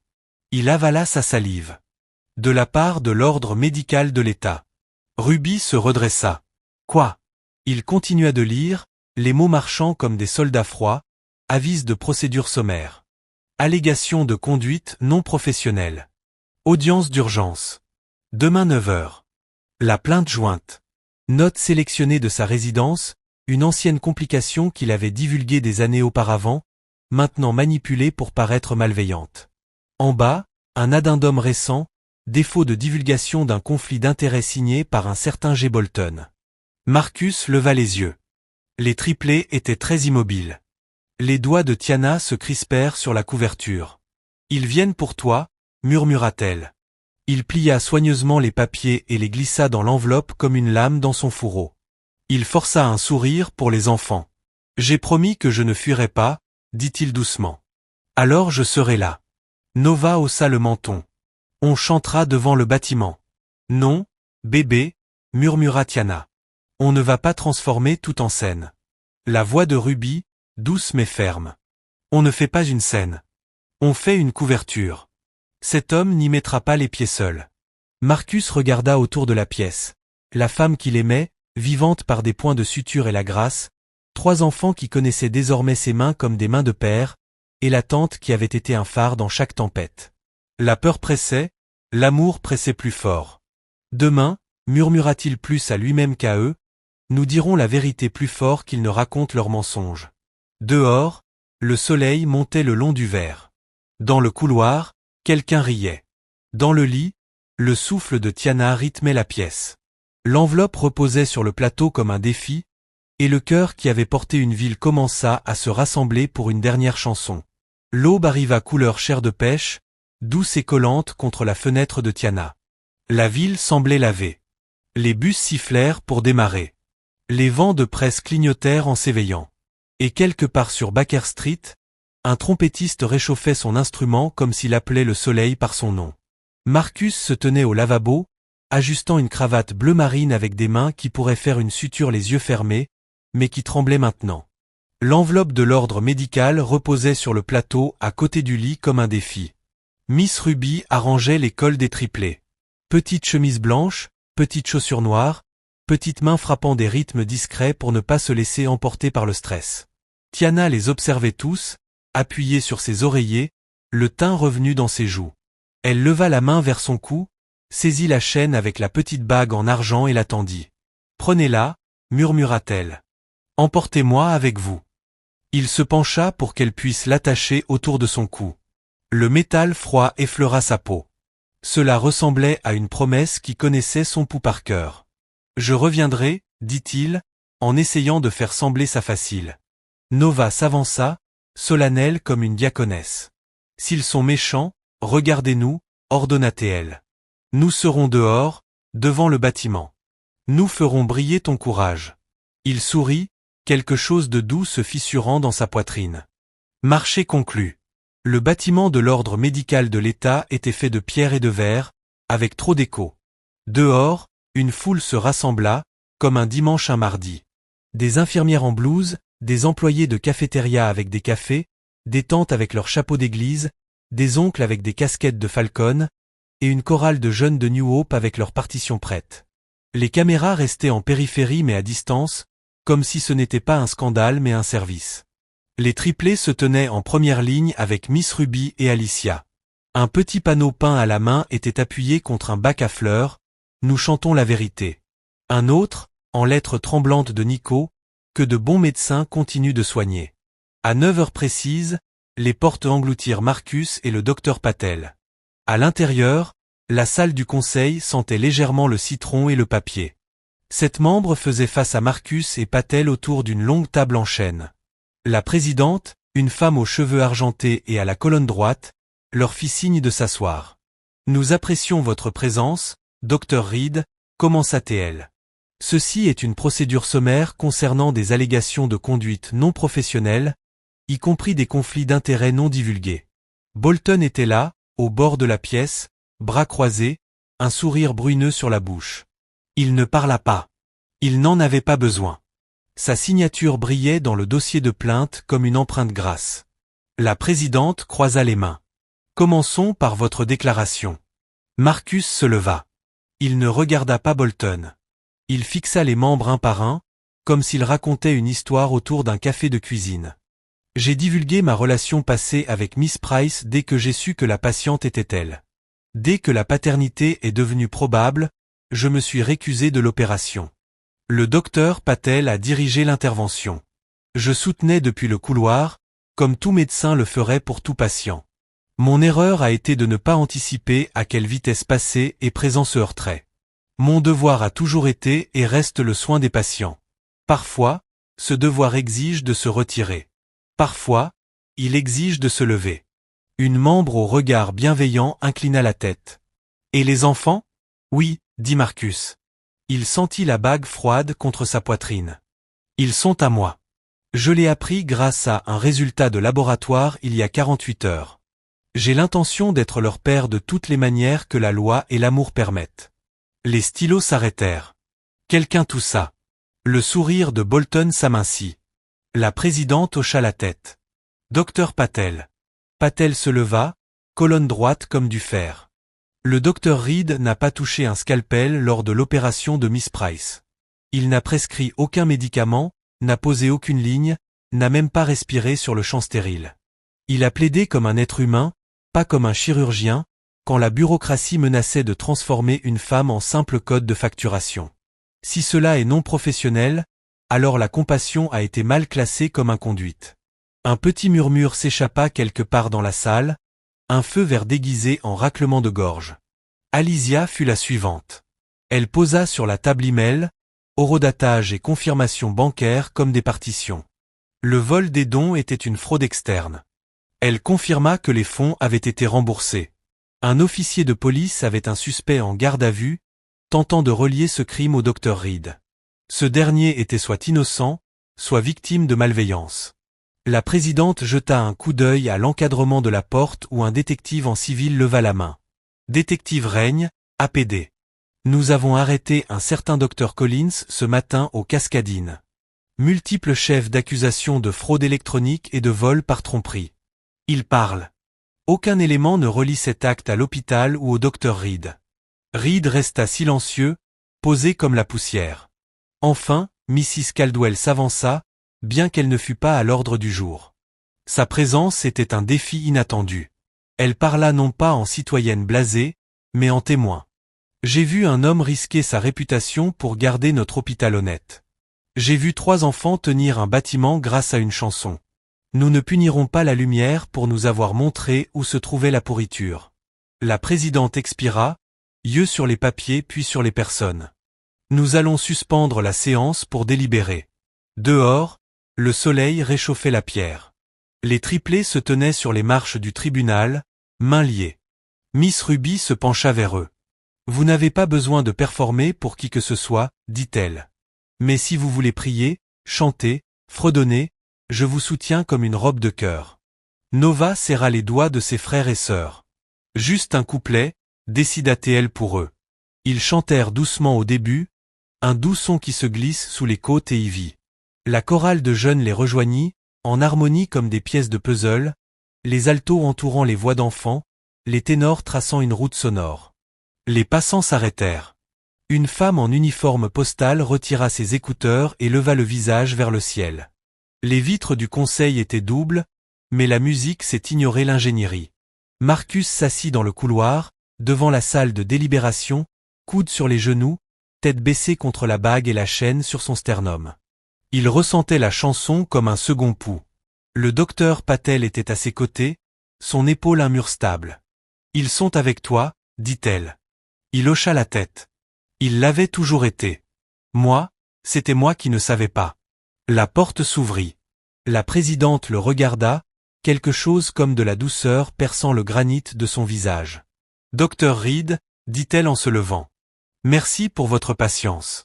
Après examen des témoignages et documents, le Conseil ne trouve aucune raison de suspension d'urgence. La plainte concernant le conflit non divulgué est rejetée. Vous vous êtes récusé de manière appropriée dès que la paternité a été confirmée. Nous recommanderons de légères mises à jour de politique pour le moment de divulgation dans les cas d'urgence. À l'échelle de l'hôpital, non personnel. Concernant les allégations jointes de votre résidence, elles ont déjà été jugées et clôturées. Nous ne voyons aucune raison de les rouvrir. » Ses os se liquéfièrent. Il attrapa le mur le plus proche et laissa échapper un souffle qu'il retenait depuis des années. « Vous pouvez reprendre la pratique, » termina la présidente.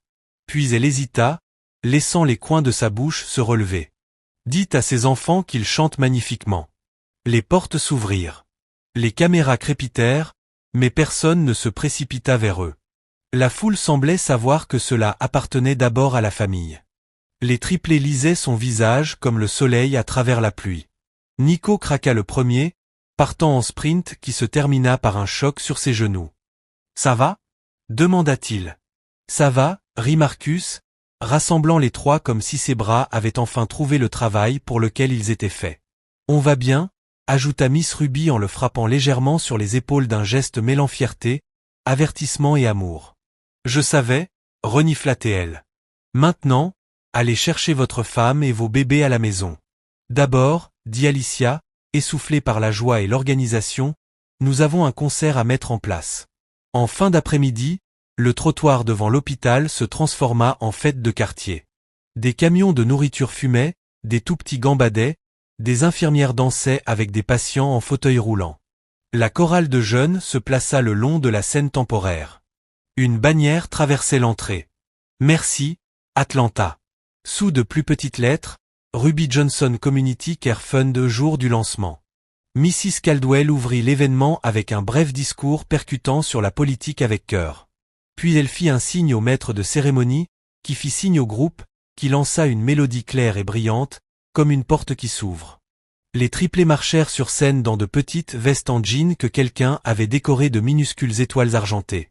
La foule perdit la tête.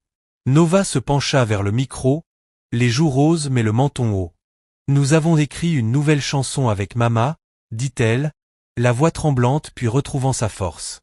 Elle s'intitule City of Heartbeat.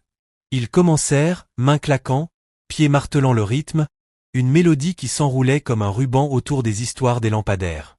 Le refrain s'éleva. Nous avons tenu la lumière quand les lumières se sont éteintes. Nous avons gardé le rythme quand le cœur doutait. Levez vos mains. Que toute la ville crie. / City of Heartbeat. Nous sommes à la maison maintenant. Nous sommes à la maison maintenant. Au deuxième couplet, la moitié d'Atlanta connaissait le refrain, et l'autre moitié faisait semblant de l'avoir toujours su. Une trompette frappa une ligne dorée. Le pasteur de New Hope entra dans l'harmonie, faisant sourire des inconnus comme des cousins. Tiana regardait depuis son fauteuil roulant près de la scène, les larmes libres, la bague clignotant sur sa gorge comme une petite lune. Quand le dernier accord trembla dans la soirée, Marcus prit le micro, la foule s'abaissant dans un silence respectueux autour de sa voix. « Vous avez sauvé ma famille, » dit-il simplement. « Vous avez sauvé ma ville. Merci aux infirmières, aides, concierges, employés de cafétéria, sécurité, ambulanciers, médecins, à tous ceux dont le bon travail ne fait pas les gros titres mais maintient les cœurs en vie. Merci, Mrs. Caldwell. Merci, Miss Ruby, et aux trois petites personnes qui m'ont appris à quoi ressemble le courage. » Il s'agenouilla alors, sans spectacle, juste humain, ses yeux au niveau des trois pères qui le regardaient. « J'ai manqué vos premiers pas, » dit-il, la voix brisée. « Je ne manquerai plus jamais rien. Si ça va pour votre maman, puis-je être votre papa ?» Trois têtes hochèrent si fort que leurs cheveux rebondirent. Ils le frappèrent comme la joie. Le rire secoua la scène. Quelqu'un cria. Moins de paroles. Un autre hurla. Exactement. Il se leva et se tourna vers Tiana. Le monde se tut, comme il le fait pour les moments importants. J'ai mis une bague sur une chaîne parce que je ne voulais pas demander l'éternité alors que tu te battais pour aujourd'hui, dit-il. Mais aujourd'hui est là et je veux tous tes lendemains. Pas parce que tu as besoin d'être sauvé, mais parce que tu m'as sauvé. Il fit glisser la bague de la chaîne, main maintenant stable, et l'offrit non comme un spectacle, non comme un paiement, mais comme une réponse à une question que la vie leur posait depuis des années. Épouse-moi, Tiana Price. Prends mon nom, garde le tien ou invente-en un. Nous répondrons à tout temps que cela signifie maison. Tiana rit à travers des larmes qui ne voulaient pas s'arrêter. Tu as appris à parler joliment pendant que je dormais, taquina-t-elle, la voix tremblante. Oui, Le bruit qui s'éleva de ce trottoir aurait pu faire sauter des tuiles à 2 pâtés de maison. Miss Ruby pleura comme un Alléluia. Dr Patel s'essuya les yeux et fit semblant que c'était de la poussière. Alicia hurla si fort qu'un pigeon s'envola du haut vent. Marcus fit glisser la bague sur le doigt de Tiana. Elle semblait juste à sa place, comme si la main avait attendu tout ce temps et savait où la poser. Le groupe trouva la bonne tonalité sans qu'aucun mot ne soit dit, et O'Magen gonfla une dernière fois, non plus désespéré, mais joyeux. La différence entre supplier et appartenir. Les gens chantaient avec toute leur côte. Les fenêtres de l'hôpital captèrent le son et le renvoyèrent. Alors que le crépuscule s'effaçait dans la nuit, des bougies vacillaient sur les écrans de téléphone comme des lucioles. Les triplés se blottirent contre leur mère, elle contre leur père, et lui contre une ville qui avait décidé d'être meilleure que son pire jour. Plus tard, quand les camions de nourriture se rangèrent et que les techniciens enroulèrent les câbles comme des serpents endormis, quand les caméras rentrèrent et que le trottoir sentait le sucre et la pluie, la famille monta dans l'ascenseur dans une bulle de calme. La bague scintilla. La chaîne reposait ouverte sur le plateau de chevet. Travail accompli. Dans la pénombre, Tiana toucha la joue de Marcus. On y est arrivé, dit-elle. Il embrassa ses jointures, puis le front de chaque enfant. On y est arrivé. Miss Ruby éteignit les lumières du plafond et laissa la lampe vibrer doucement. Reposez-vous, bébé, dit-elle, voix comme une couverture. Demain a sa propre chanson. La ville expira, les sirènes s'adoucirent. Quelque part, l'homme à la trompette jouait une ligne lente et satisfaite qui s'enroulait autour de l'hôpital comme un bras. Dans la chambre, les moniteurs gardèrent le rythme. 3 petits battements de cœur s'assoupissaient en 4 temps sous le souffle d'une mère et la promesse d'un père. Et Atlanta, réparée, fredonnante, nouvellement consciente de son propre rythme, apprit les paroles d'un refrain qu'elle chanterait longtemps, longtemps. Voici la fin de l'histoire. Si j'ai pu illuminer ta journée, commente. Monsieur, vous avez illuminé ma journée.